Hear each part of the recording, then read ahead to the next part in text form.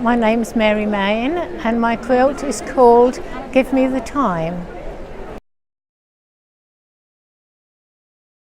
Once I realised that the Quilters Guild had put the challenge forward for stitching through time, I decided to look at a clock with a quilt coming through. And of course the first thing I did was draw a queue for quilt, because then you've got the circle for the clock and the line for the quilt coming through.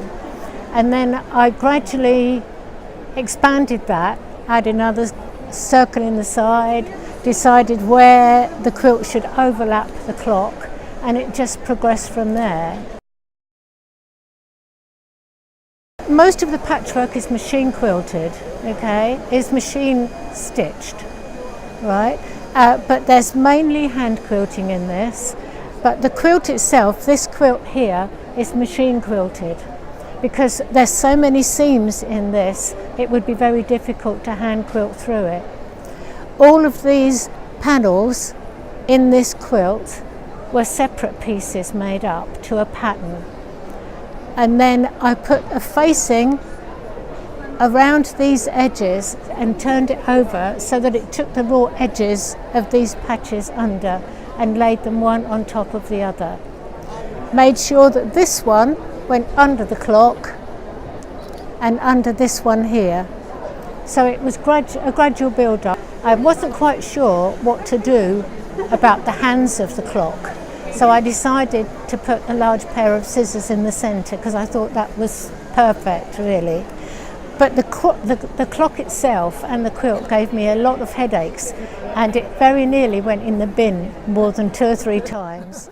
Because this piece here, I tried about 4 times to get it to lay flat enough to be pieced in to this circle. These patches here don't go under this. I made the patches to just go under here, and then the rest of it underneath is plain fabric. So the clock was then appliqued onto the fabric using corded thread, like thick embroidery thread and wool, and then I used the cording foot on the Bernina sewing machine to do that.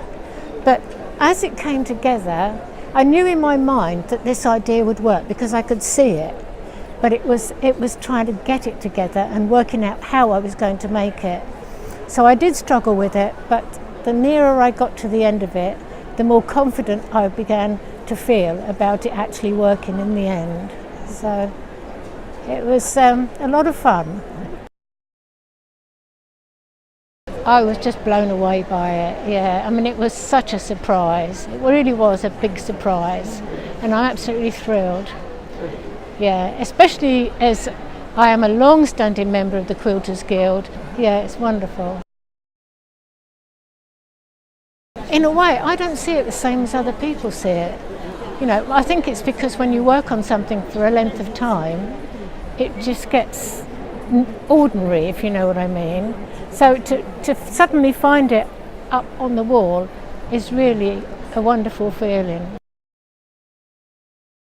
On and off about 9 months, yeah, because you can't work on something like that all the time, and I am working on other things on and off. So you need to have a break sometime, and if you come up against a problem or something you're not quite sure how you're going to tackle, then it's best to walk away from it for a while and then go back to it later, and you find that all of a sudden the problem's not there and you can do it. I started playing with patchwork. I didn't know about quilting at the time, but I started playing patchwork in 1962-63 when I saw a friend piecing hexagons together. And because I'd been I used to make my own clothes. I wasn't a professional dressmaker, but I used to make my own clothes. I had lots of pieces of fabric left over, so I decided to have a go at it myself. And I realised that I actually liked cutting fabric up and piecing it back together again. And I'm totally self-taught. I didn't go to any classes because there were none. There were no quilt shops, and I actually got my first piece of wadding from America, sent over by a friend. I really did learn the hard way, but often I think that's the best, because you learn by your mistakes. So yeah, that's the way I did it. And then gradually I realised that I didn't want to do traditional. I wanted to start doing my own thing, and I gradually started to build up, perhaps designing a simple piece like a cushion and then working my way up from there. I've had a really wonderful career with patchwork and quilting. I can't see my life without patchwork and quilting and all the wonderful friends you make in it. But no, it's absolutely fantastic.